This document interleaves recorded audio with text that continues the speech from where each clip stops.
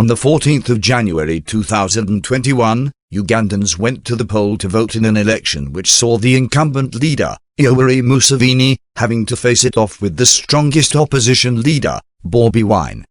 Museveni won by 58.6%, while Bobi Wine had 34.8%, according to the Electoral Commission of Uganda.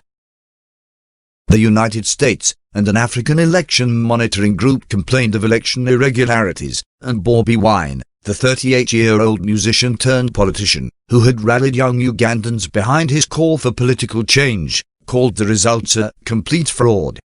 Bobi Wine indicated that the election was taken over by the military and the police. He further indicated that the Ugandan election was a mockery of democracy.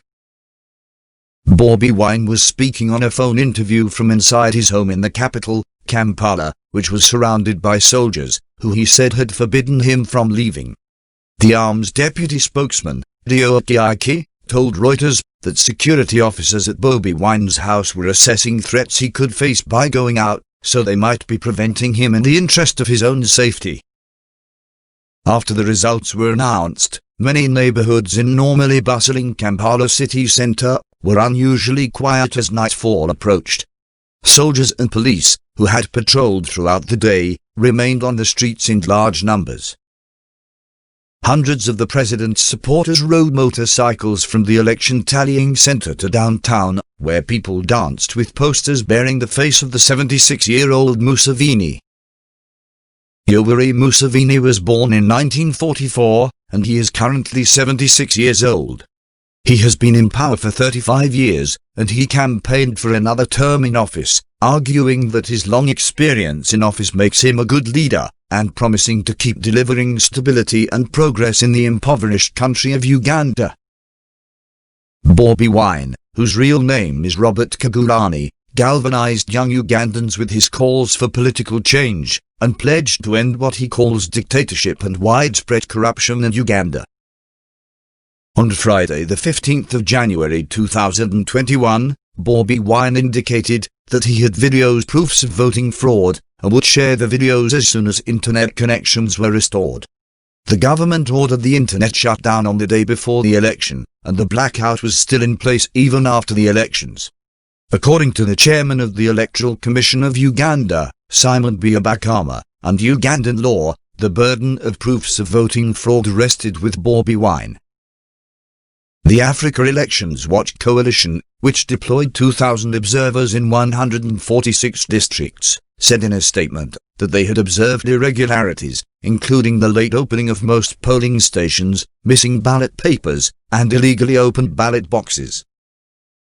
The African Union and East African Community sent observer teams to the election, but neither group of officials responded to requests for comment about possible irregularities.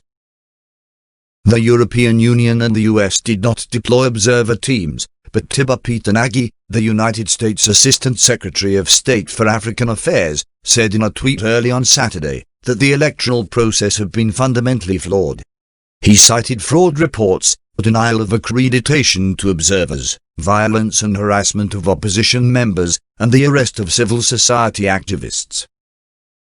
According to police spokesman Fred Enanga, the police recorded 42 election-related offences nationwide during voting and tallying. The offences included assaults, voter bribery, theft, and damage of electoral materials. The run-up to the day of election was more violent than in previous polls. Security forces cracked down on opposition candidates and their supporters during the campaign, and more than 50 people died in protests in November 2020, on one of the multiple occasions when Bobi Wine was arrested. In addition to the internet blackout, the government banned all social media and messaging apps. Bobi Wine and his supporters often used Facebook to relay coverage of his campaign. In the parliamentary election, where candidates were vying for 529 seats, results were still coming in, but Ugandan media reported that 56 candidates from Bobi Wine's National Unity platform had won their races, while the Forum for Democratic Change, previously the largest opposition party, had so far won 34 seats. The Vice President of Uganda, Edward Ssese Kandi, was one of a number of senior ruling party lawmakers who lost their seats. Please check in the description box below for the links to the sources of this report. Thanks for watching. Please comment, like, share and subscribe.